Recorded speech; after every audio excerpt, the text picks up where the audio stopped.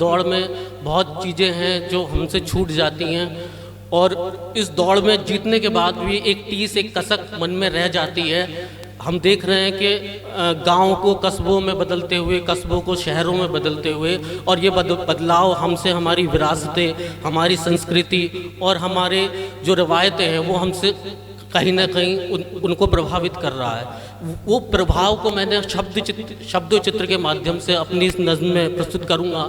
आशा करता हूँ आपको पसंद आएगी। तारीखों में गुम पुरखों का पैगाम बुलाता है, तारीखों में गुम पुरखों का पैगाम बुलाता है, मुझे गांव का टूटा हुआ मकान बुलाता है।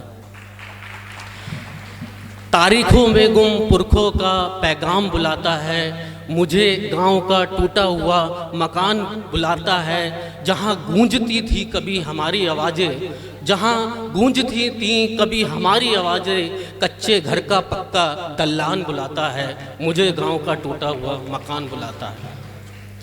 वो मरमराते कराहते टूटे किवाड़, वो मरमराते कराहते टूटे किवाड़,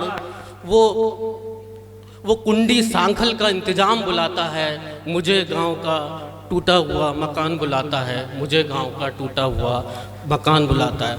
आंखें जिसकी बुझ रही किसी शाम की तरह, आंखें जिसकी बुझ रही किसी शाम की तरह, चारपाई पे हुक्का गुड़गुड़ाता वो इंसान बुलाता है, मुझे गांव का टूटा हुआ मकान बुलाता है, मुझे गांव का टूटा हुआ मकान बुलाता है। और सभी की कहीं ना कहीं, चाहे कितनी पुरानी हो, सबकी जड़ें हमारी गांव में छुपी हुई हैं। तो वो लोग इस मेरे आगे वाले जो मैं प्रस्तुत कर रहा हूँ उससे अपने आप को कनेक्ट कर पाएंगे। मुझे उम्मीद है कि वो घेर में खल चोकर जानवरों की आवाज़ें, वो घेर में खल चोकर जानवरों की आवाज़ें, खुली हवाओं में मिट्टी पोखर का स्नान बुलाता है, मुझे गांव का टूटा हुआ मकान बुलाता है, मुझे गांव का टूटा हुआ मकान बुलाता है।